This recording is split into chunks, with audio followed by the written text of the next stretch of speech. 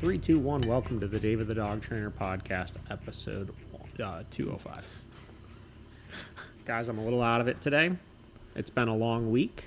It's been like 95 degrees every day in Cleveland for the last like 5 or 6 days. Yeah. And I made the ridiculously awful decision Saturday night of running 9 miles in the blistering hot heat and depleting myself of all of the liquids in my body, which resulted in me getting heat stroke the next day, or whatever the fuck it's called, heat exhaustion. Yeah, heat exhaustion for sure. You know?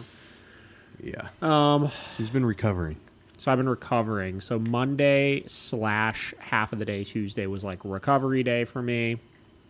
And then on top of that, Bridget's out of town right now. So I'm like picking up some slack with all those things. So guys, like, I'm being real. I'm pretty tired right now. Yeah. I'm pretty fucking tired. And as usual, Josh and I had like this phenomenal conversation over the last hour downstairs in my kitchen. We say it every time. We need to start just coming up here and hitting record like as soon as you get here. Yeah. And then starting the bullshitting. Yeah. Because I think people would, even though it's not like dog related talk, I do think there is a populace of people that listen to this podcast that would find it interesting conversation. Yeah. Where we were just kind of discussing like, I guess the broad topic was just like goals and ambitions, right? Yeah, I'd say goals so. And ambitions, you know, long-term goals that we have, you know, how we view, you know, owning a business and balancing out, you know, your work and then your stuff outside of work and all of that kind of stuff. It was just like a really good conversation. And it's like impossible to like dive back into that stuff after the fact. You know what I mean? Like it's just not, just doesn't work that way. So. So whatever. So all that to say, we're going to try to scrounge up an episode for you today. I can tell you it's not going to be the 3 to 3.5, whatever, however long that episode was last time that we did. It ain't going to be that. Yeah. So people are either really happy that I just said that or they're, you know, whatever, bummed that I said that, I guess. Yeah. Listen, long story short, good episode. I mean, great. There's a reason why we titled it like the nerdiest, whatever the fuck episode ever. If you guys watched the first one that I did with Leandro over in Barcelona, it was equally nerdy, and we had quite a few people request that we do it again, so we did it. And interesting conversation. You know, I think that, you know, this time around, not that there was conflict by any means. Like, it was just like a respectful conversation of like, let's discuss our points of view on the situation. But the first one, anytime we do a first episode with somebody, it's always like getting a feel for the person. You know what I mean? And I could tell this time, like he messaged me after the first episode. I remember it was like, man, you know, I wish I kind of like stuck to my guns a little bit more on certain points and tried to debate them a little bit more and stuff. And I was like, yeah, I get it. I was like, we'll do it next time. Right. So this time we got a little bit more. There was, again, conflict is the wrong word for it, but like we kind of really pushed against some of the ideas a bit more, you know, which was good. It was really good. And this is a video that he sent me like almost immediately after the episode. So there's a podcast.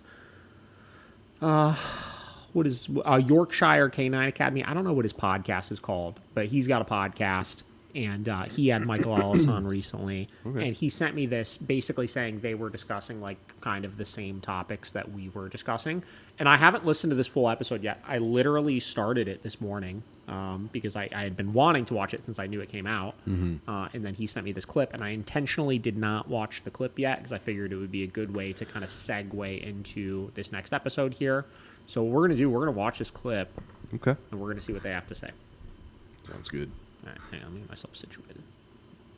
Move this piece over a little bit so I can see it. What's this guy's name? I don't know. Okay. Yorkshire Canine Academy. Just Yorkshire Canine. Yeah. Apologies, Yorkshire Canine Academy, for not knowing your name. Let's do it. Its role, and I didn't understand it as deeply. I oversimplified it a lot. It's much more complex than I thought it was, and it informs virtually everything we do. And I also had a little bit of misunderstanding of negative reinforcement and punishment as being separate things. And hanging around with kind of people that are in touch with the current science on this stuff, they don't really talk about that. That's a kind of an antiquated idea that they're separate processes. They're in they're intertwined.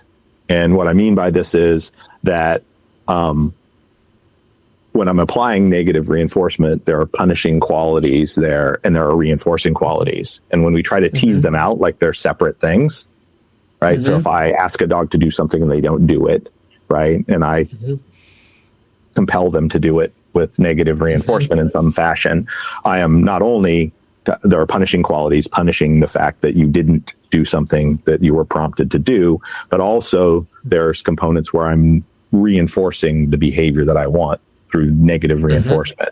And so the kind of epiphany for me is that I've separated all these things a little bit in how I talk about them to people. Like the quadrants are separate, that classical or Pavlovian conditioning is separate from operant conditioning. And I don't really look at it that way. I look at it now like as one big mesh, and they're all kind of at play all the time in subtler ways, right? And I think, I think lots of people that do anything for a long time, there's a deliberate simplification of certain ideas when you're trying to transfer them to people, right? And those. So when you're teaching people about dog training, you can't talk about all the complexities right off the bat. Like you'll just overwhelm them. There's no place to put that information. Doesn't mean anything to them. And so you make simplified versions of those things, and those can become. That's necessary part of being a teacher, but it also can oversimplify your worldview at a certain point where you get stuck on an idea. You know who he kind of reminds me of? Apologies in advance, Michael Ellis. All respect. He gives me Steven Tyler vibes. A little bit, right? Yeah, I can see it. I can see it. A little bit. I mean, that's kind of cool. That is pretty cool, right? Yeah, a little Steven Tyler. I mean, I don't know why I felt like I needed to interrupt this really important conversation to say that, but just the what I'm looking at right now, I feel like Steven Tyler is talking to me. Hey, he's the rock star of the dog world. All right, let's keep going. And so lately, I've kind of re-embraced the complexity of all those interactions, and especially the role of Pavlovian conditioning. Like it's more important than we give it credit for by a mile, right? And it's more complicated than, I used to think it was just kind of reflexive, involuntary stuff, but it's not. It's everything to do with anticipation. It's everything to do with like repetition and dogs being able to or animals or humans being able to predict what's coming next. And it's a subject that I'm sort of obsessed with now, right? Because the processes that it drives aren't conscious to the dog or the human, and they're happening. And I've focused on the involuntary aspects of that in the past, but certainly in the, it's deeper than I thought it was. And as a result, it sent me questioning, in my mind, really long settled questions that for me that I had stopped thinking about. Like I thought I knew this. I thought I understood this. And then I go, oh, wait, maybe, oh, no, it's a lot more complicated than I thought it was. Right. So, yeah, it reminded me maybe to take a look at other things that were settled in my head. So maybe that's the epiphany too, that comes from it a little bit.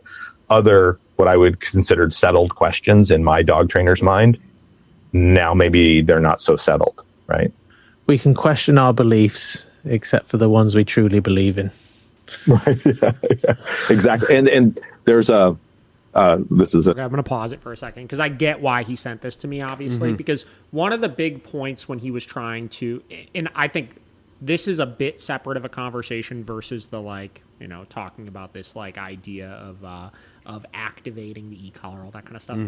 He was discussing obviously this intersection point between, positive reinforcement and negative punishment, right? Yeah. Obviously there, as Michael Ellis just said here, in every circumstance where we're reinforcing a behavior, there are punishing elements, obviously, and there are reinforcing elements. And then he tried to use that segue to then connect positive reinforcement and negative reinforcement.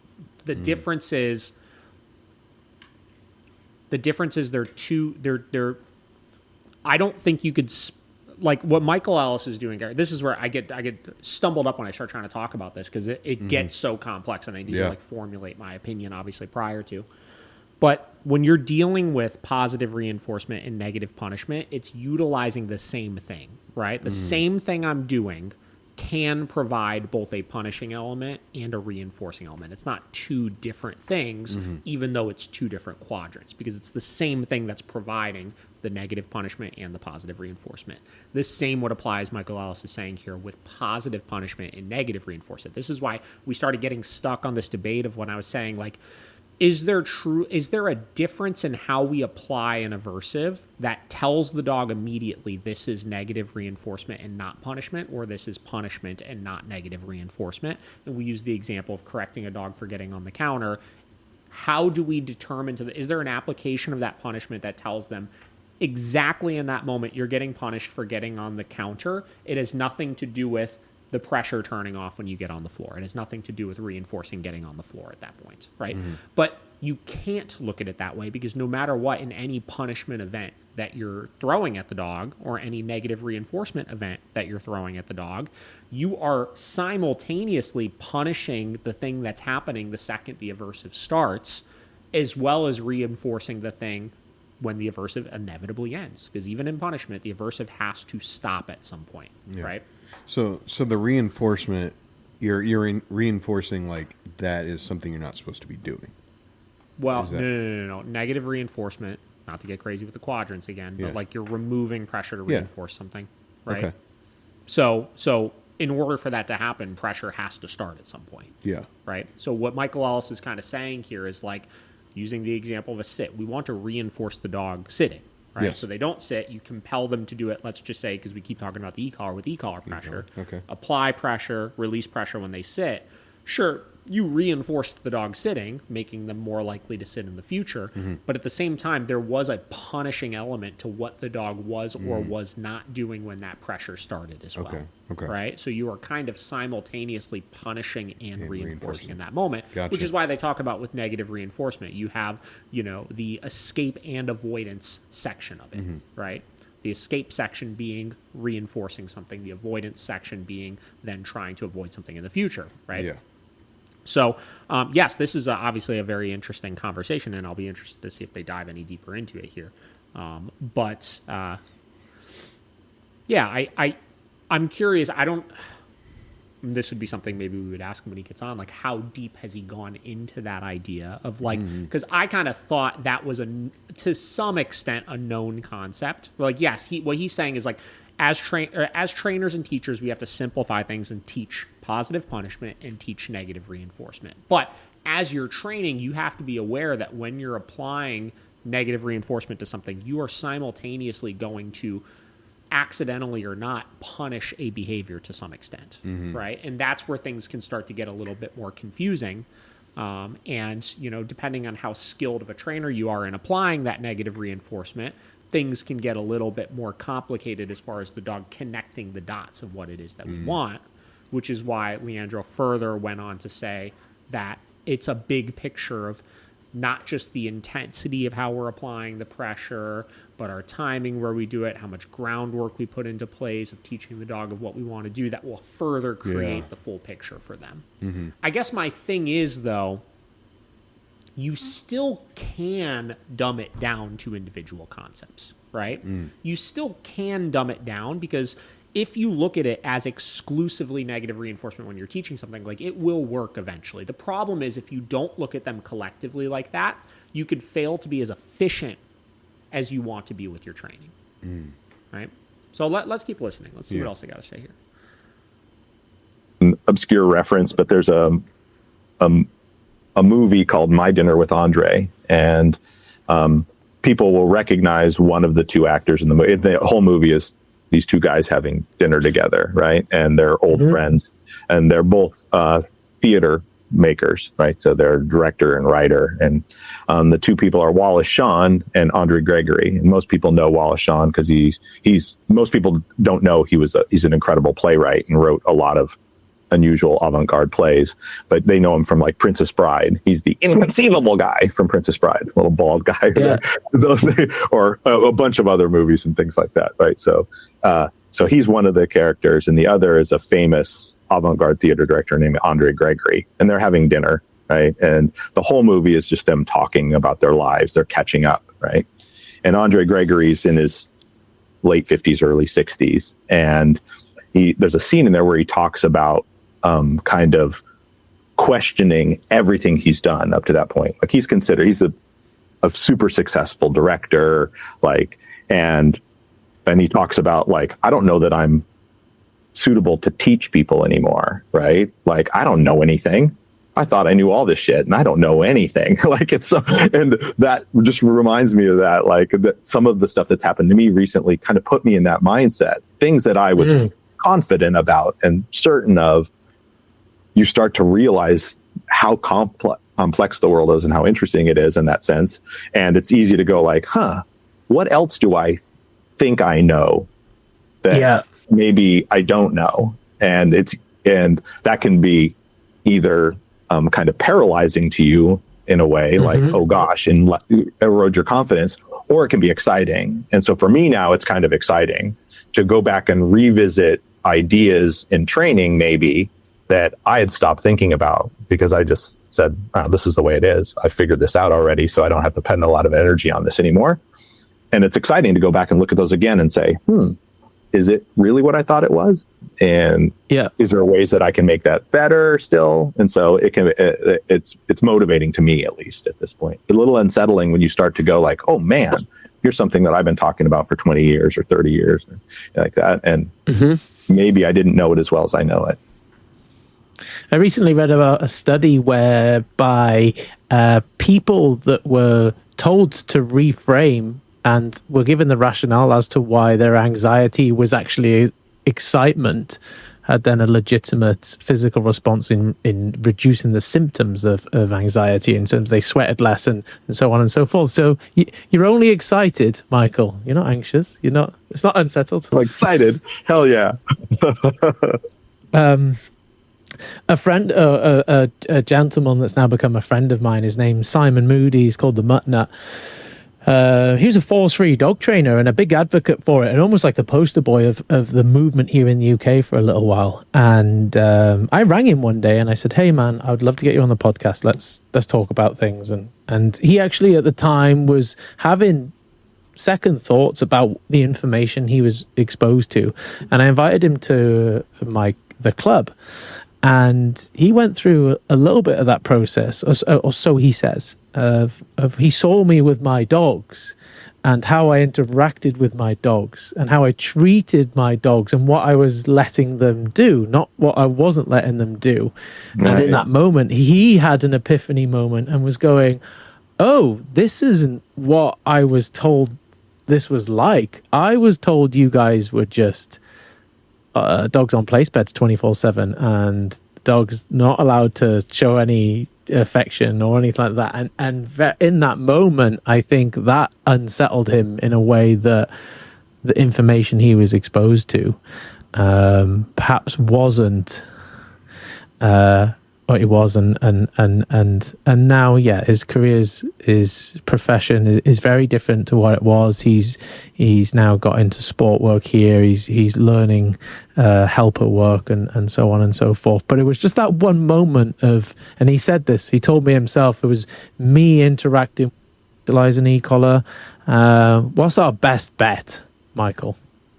Yeah, it's an unfortunate reality, right, that we all have to confront. And so although we're arguing against the removal of the use of these tools, and I think the electronic collar has the potential to be the least damaging tool to kind of really reliably kind of finish a recall in the end, right? It has so many things to recommend it that are difficult or potentially harder on the dog than its lack of use, right? So but there is a little bit of a silver lining not a silver lining. Let's say there's a little bit of an upside to this is that as dog trainers, the reality is these tools are going to be taken away in certain arenas. Certain places are going to ban them, right?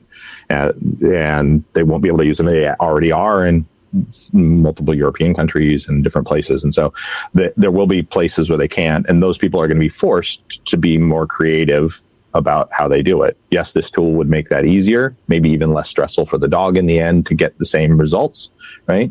And but it forces us to think about problems that we considered settled again. Like, okay, I know progression to use this tool appropriately, and I know I can get through this work and it'll be the best thing for the dog. But now we have to think about it differently. I think there's going to be a return to kind of old school methodology in a sense that you're going to have to use lines and things like that, married with good modern dog training principles, meaning you're going to have to be smarter about the management of the dogs during the early stages of training, right? And you're going to have to, while you're developing the reward-based end of the recall work, let's take the recall, for example, and an electronic collar, we'll just use that as our discussion point, is you're going to have to do a better job of the foundation stuff, and you're going to have to manage the dog more carefully through the early parts of its life, because you won't have a real recall for a longer period of time because of that. And that means you have to be more careful about the situations you put the dog in and all those kinds of things.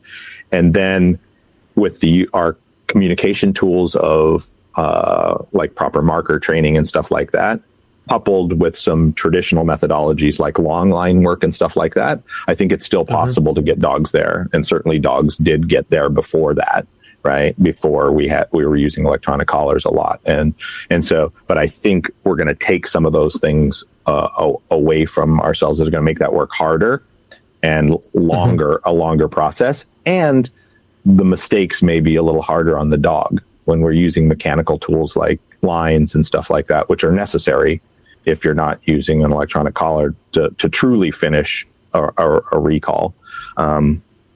What you or I would call a real recall.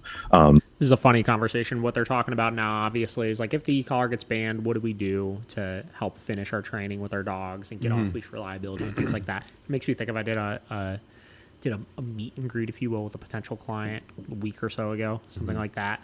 And I don't do these very often, but every now and then, if I'm on the phone with somebody and they're like, I would really, we really would just prefer to talk in person and meet you and, whatever, before we commit to something.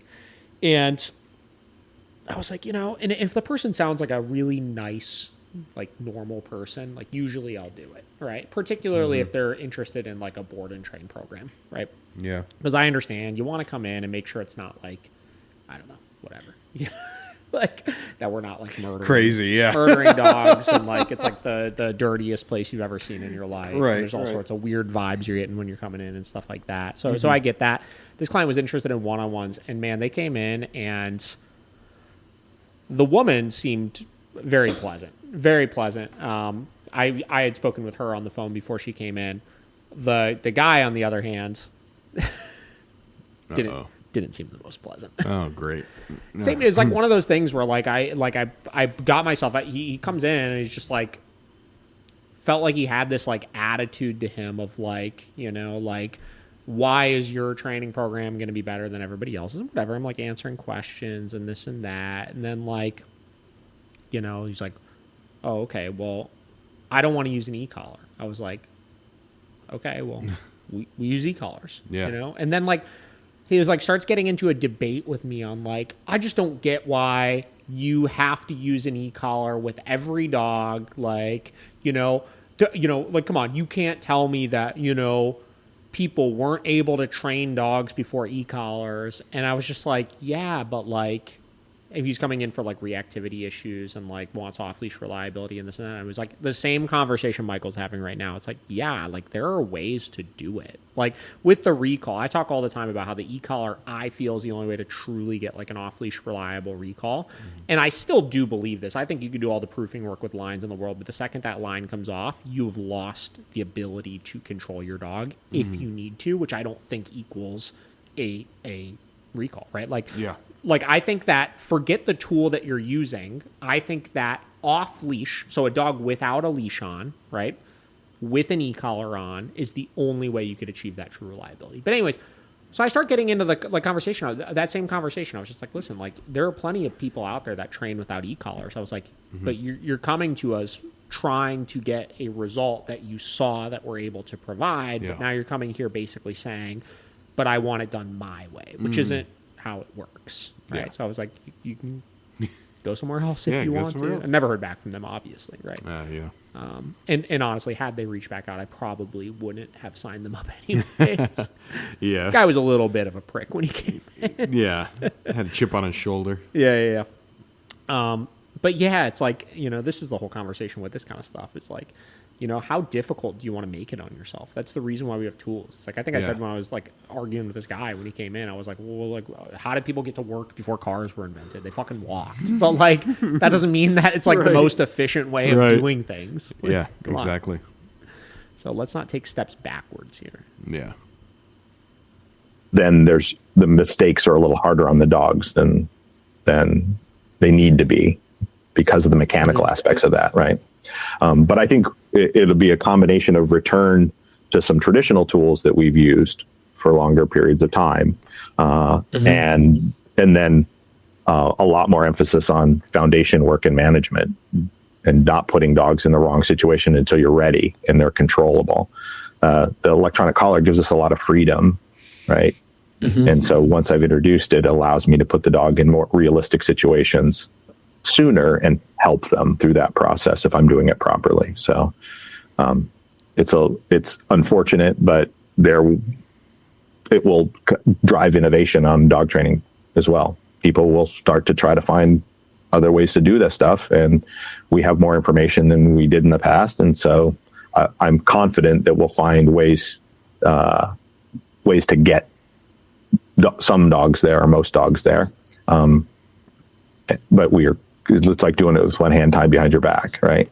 You're like, so I think as much as possible, we should try to prevent that from happening, or we can prevent it. And in places where the tools are not in danger of being banned, like some of the places in the States and stuff like that, I think it's our responsibility to make sure that we're showing very good work with those tools that can be then used to combat the bans. But aside from that, I think that's the basis of what's going to be necessary to get through it without those tools, right?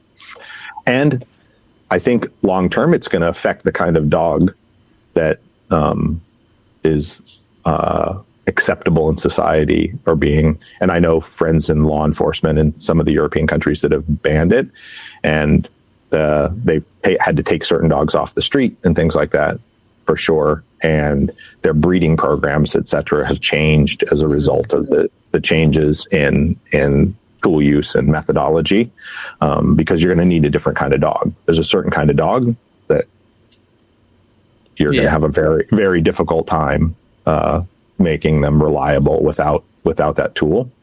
Dogs that those tools have allowed us to work with productively, and those dogs won't be able to be worked with productively. So they'll be removed from the gene pool or euthanized or other things like that. There'll be more euthanasia cases and stuff like that, certainly, I think, because a certain type of dog it's the only thing between them and death, as it were, right? Yeah.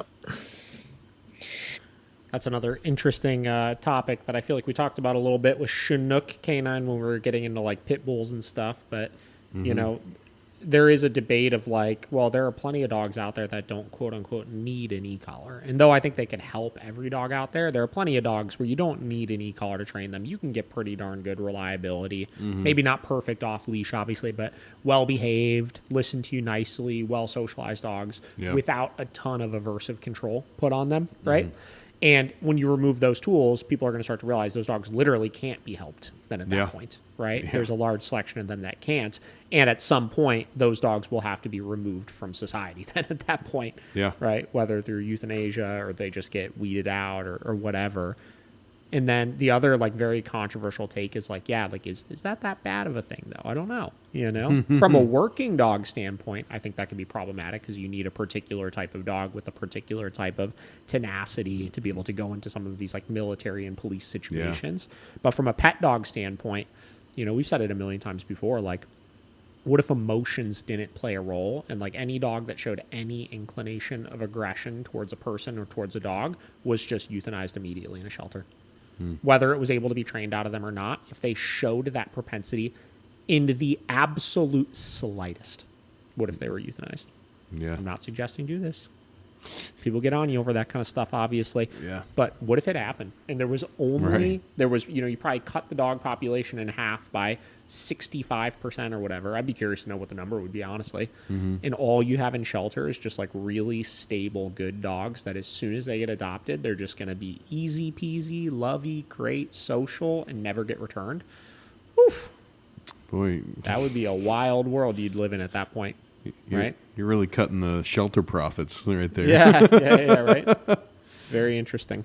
No, I mean, Sorry. no, you're good. I mean, even like you're saying, these dogs that, I mean, it's the last line of defense, and like even then, it's like you need those tools because you have to be on top of your game and in control 100% of the time. Look at all the people that get like either bit or seriously injured or killed by dogs in the circumstances it happens in, like people just walking in the front door, or the gate being left open, or somebody running up to them out on a walk and sticking their head in the dog's face, and bear hugging the dog sleeping on the couch by children, or things like that. All the scenarios you see people get bit, like there is a populace of dogs out there that you could plug them into any of those situations and they'll never do anything. You know what I mean? Yeah. It's like, damn, like, I don't know. But at the same time, okay, so I did a lesson yesterday, right? And I was working with these two dogs, two mini schnauzers, a little bit of attitude to them. And the guy's asking me, do you have a favorite breed you train or anything like that? And I was just like, not really. I was like, I tend to like the dogs with a little bit more attitude behind them for whatever reason, you know? I was like, I feel like I get it. You know, and once they kind of turn around and realize you're on their side, they could be like, the connection for me feels better. You know what I mean? I like it a lot. But like, those are the dogs that I'm referring to, that those dogs, if we followed this model of like, you know, they would not make it, obviously. Yeah. You know? Yeah. That's true. So it's like a give and take with it. It's like, then you almost have all these dogs with like so little like self-determination or personality, because all you have is ones that will just avoid conflict at all costs. Yep. Like, then it's like, is there really a point in having a fucking dog at that point? I don't know. Yeah. Isn't that kind of an interesting other side to the conversation too? It is. Like, is it even like worth it? Yeah. I don't know. There's a line, but the line is too far in one direction currently, I think. That's Let's true. keep watching. See what else we got here. A couple of things you said there that have brought about a couple of points. So you mentioned that as and when tools inevitably, it looks like they'll be banned. Hopefully it'll drive innovation in dog training. However, the problem I see that may happen, will drive one or two things that happen. I think it'll either kind of make us kind of go back in time and start, you know, going back to Keeler style, or it'll drive people to better understand reward-based training. But unfortunately, the people who will receive the traffic there and will be driven to are the people that don't really understand reward-based training that well, because of someone like yourself that does understand reward-based training. Unfortunately, you're an e-collar category. Yep. You're now a no-no. And the traffic's going to get driven to people that are reward-based. But you and I both know the average trainer that advocates for reward-based training has a very poor understanding of marker use. And not all of them, by any means, but... And motivation development and all that kind of stuff. I think you're exactly right. Yeah. Dude, I am so I'm so over hearing trainers talk about this. And this is coming from somebody that's talked about it so many times before. Maybe that's why I'm so over it. But I just don't want to hear trainers talk about positive only versus balanced training anymore. I'm so over it. Yeah. Let's see if there's anything else interesting here. Also, I'd like to point out that I feel like that section of the podcast that we just brought up when we first started this, where they were talking about like the things he's seriously questioning and this intersection between negative reinforcement and positive punishment, this dude had 0 follow-up questions to that. Yeah. That could have spun into such an interesting segment, but he chose to spin it into positive only versus fucking balanced. Yeah. Like, clearly that was something Michael Ellis said was like this big thing that he's over the last year has been just engulfing his mind and probably wants to dissect really deeply with somebody. Yeah. And they just didn't do it. It's also funny when I see parts like this where I'm just like, oh my God, like, and this is a good thing, obviously, because I'm clearly seeing eye to eye with Michael Ellis. But, like, I feel like I've said all these things 8 million times as well. And I'm sure a lot of good trainers have, which is, like, the use of aversives provides us to be able to not micromanage our dogs. And you heard me say on the podcast 8 million times, all 4 of my dogs are downstairs sleeping on the couch right now as we're filming this podcast because I've set the rules and boundaries. Where everybody else, when they don't set those rules and boundaries or use the aversives, has to micromanage their dog with commands and then use the crate more and use tethers more and this and that because they've never taught the dog what not to do. And it's just like, well, you know what I mean? Like, Yeah. The same conversation. I don't know. That's why, okay, sometimes it does. Let me turn this off here. I think we're done with this video. Sometimes it gets tough to come on this podcast week after week and, like, come up with a new topic. Because, like, it does hit a point where it's like that. It's like we've talked about a lot of the things so many times, right? And it's like we could watch these videos of people having conversations, and I want to have new interesting discussions, which is why we, back to the whole point of this episode, we talked about, with Leandro and having these long conversations where we kind of get into the weeds with stuff and we talk about things in new and exciting ways, and we're able to, I don't know, find a new side to things, which is why, like, I heard that middle part there and I was just like, oh my God. And I'm really glad he sent it to me. But I heard that and I'm like, yeah, this is cool. This is, somebody way more experienced than me and way more successful than me in the dog field that's, having these breakthrough moments where they're thinking about things differently.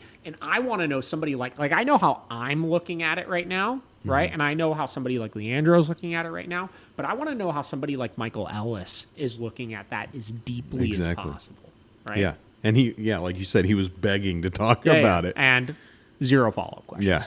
His only statement after that whole thing was, you could only question the thing that's not questioning yourself or whatever. Like, he gave some like Bruce Lee fucking quote or something. And then the conversation just ended. It's like, no follow-up questions to that. Let's talk about that. Like, let's talk about the intersection. Because what I want to know is, like, all right, you found this like intersection point between or this, like, there's punishing and rewarding qualities to negative reinforcement and positive punishment. Like, how has that impacted how you use those, right? Like, when you go to apply negative reinforcement to a behavior, what do you now have to think about as you're applying it, knowing there are punishing elements to it, to make sure you don't mess anything up or to use it as efficiently as possible? Like, that would be a first starting question to it. It's like, what are you thinking through now as you utilize these things that's different than you used to think? Yeah. That would have been a great follow-up. Take notes. Look at that. Take notes. Come on, Michael. Get on here. We want to pick your brain about that. Yeah, I'll see if I can make that happen. Yeah, you should. I think that would be that'd be a 2-hour boy at least. We'll see. I'll see what I can do. Yeah. But yeah. In somewhat exciting news, I'm going to be on a podcast Tuesday. Ooh. I got asked by them dog trainer podcast boys, Brant Mariano. Yeah? Mariano. Oh, I apologize. It's Mariano, one I of think. the two. Yeah. But I guess they're doing a seminar with Tyler Muto here in a couple weeks out in California. They're hosting him for a seminar, and they're trying to do some promo for it. So they're doing like a little. They messaged me the other day. They asked me to do a podcast with them and Tyler. So that'll be kind of an interesting one where the four of us do a podcast together. Oh man. So that's pretty cool. So that'll be interesting. You know what I mean? Like maybe we'll be able to have some interesting conversation. And I think if I'm not mistaken, that podcast is going to be, or the seminar that he's doing is going to be on like more of the business side of things for dog trainers. For sure. Right? And that's something that's always getting back to our conversation we had before we started this podcast that we should have filmed and put into the podcast. Something that always is interesting to me because it's just a different side of the conversation. Yeah. The dog training stuff can get a little redundant sometimes, as we just talked about when you talk about the same types of things over and over again. But I don't get to talk about that kind of stuff as much. So I'm kind of hoping that podcast will be channeled a little bit towards that. And Tyler and I have mutually over the last couple of years had some conversations, just him and I, on just business stuff at this point, because like he freaking sold his dog training business and he ran a good company and built it really well and stuff. And obviously he's a successful dog trainer too, but he's a very smart businessman, if you will. So that'll be cool. So everything he does now is just the classes then, No, right? he is. So he does. I don't want to speak for him, obviously, because I think he still does a little bit of like dog trainer coaching, like one-on-one coaching, like via Zoom and stuff. But no, he's a day trader, dog. Oh, I didn't know that. Day it's so funny. Like if you follow him on Instagram or Facebook or anything, all he does is just post his market updates. Daily market update. Dang. This happened over here, which impacted this, and blah, blah, blah. I feel like I'm like listening to fucking the Dow Jones Industrial Average fucking Wikipedia or some shit. Does that ever interest you, day trading? No. No. I can't either. I'm like, dude, I know of too many people that have like lost their ass doing it. Yep.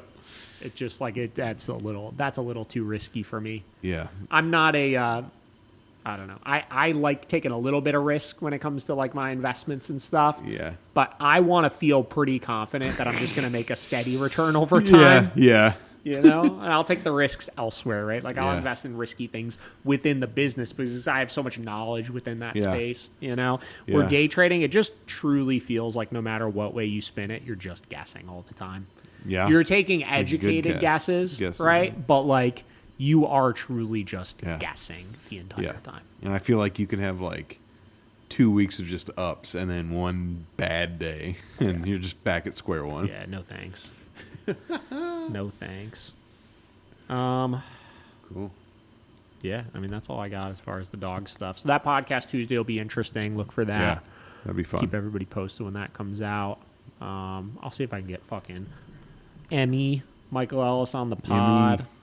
Gotta find some new interesting people to talk to. You know what I mean? Yeah. Like no shame against Yorkshire Canine Academy, but like that just like felt a little boring to me. Yeah. Some interesting follow-up questions. Like I don't want to talk like I used to have, and I don't have people ask me this that much anymore, honestly. Probably because they realized I just wasn't going to do it.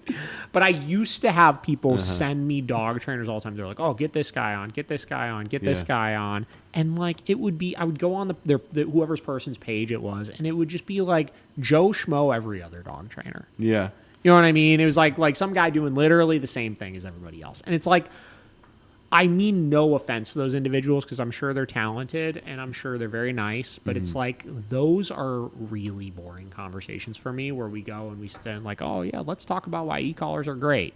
Like let's talk about how ahead of the curve balance trainers are than force-free trainers. And let's talk about all the things we're going to do that's going to make sure bans don't happen. And you know what I mean? Like those are such echo chamber boring conversations to me, and I struggle finding guests these days that are outside of that box, which is why I like having Leandro on, right? Like certain guys like Tyler are great, right? Like Michael Ellis would be a very interesting one to have a conversation with because I think his level of like precision and experience and skill and stuff like that mixed with, I think, not to toot my own horn, but I think I'm a bit more is inquisitive the right word?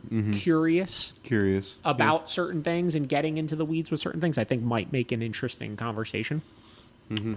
And I'm so disconnected from the sports stuff that the conversation would not push in that direction, which I think gets boring to your average consumer too. Yeah, it's true. So yeah, I'd like to get that on. I really want to get that fucking day-to-day dog training on. I messaged him a couple times after he reposted some of our content, but he never replied back. So I gotta keep at that because I think he'd be an interesting one to talk to because he's shaking things up a little bit in the dog world right now. That's what I got. Yeah, I'd love to still get Larry Crone on. I would love that. Ooh, did I name drop again? Oh, sorry. Oh, sorry. I think it'd be a good one. I think it would be a good one, too. Dude just doesn't want to talk to me. It would be, I think you guys would have so much more in agreement than... Dude, literally, last message I sent him, April 23rd, 12:06. This was just recently because he posted something that was like definitely about a video that I posted, right? 100%. It was like subtle, but it was absolutely talking about one of my videos in it. I said, "Good afternoon, Larry. Your post today feels that it was directed at a video that I posted a few days ago. If it wasn't, disregard. If it was, it feels that it grossly misrepresented what was going on in the video. Just once again, inviting you on my podcast to discuss some of these topics as I think people would get a lot out of it more than just soundbite Facebook posts." No reply. Left you on red? Left me on red with it. Oh, my gosh. I don't know why. Like, just come on. I don't know. So, I mean, listen, we've had people recommend really great pages before, like Canine Decoded, Dr. Melanie. Like, that was a recommendation from somebody else, obviously, and that turned out, obviously, to be a phenomenal conversation. Yeah, I like that one. Some of the other people have, recommended, obviously, have been good. So keep them coming. Anything, any videos that you guys see that you're interested in hearing opinions on that are not just like, watch this guy train place and tell me what's wrong with it or anything like that. I'm looking to just talk about and have just new, interesting conversations. Yeah. I've been thinking about the other day, too. Like, remember when we had, oh, man, what was his name? He used to work for you. They're out in Sandusky. Yeah, Tom. Yeah, like, when we talk kind of a little bit about the nutrition side, I think that'd be cool to have. Would you ever talk to a vet, about things? Yeah. Yeah, I think, outside the box, even though if it's not dog training, it's still dog related. And it's like stuff that means a lot to people. Yeah, that's true. I don't even know what I would be interested to talk about in the vet world. I don't know. Yeah. I'm sure we could find something. I'll think on it. Yeah. But all right, guys. That's my soapbox for the day. Hope you guys enjoyed it. Yes, sir. I'm gonna watch the full podcast here probably later today. I'll give you guys my last thoughts on it. Come probably tomorrow, and we're gonna keep training dogs as we always do. Catch you next time. See ya.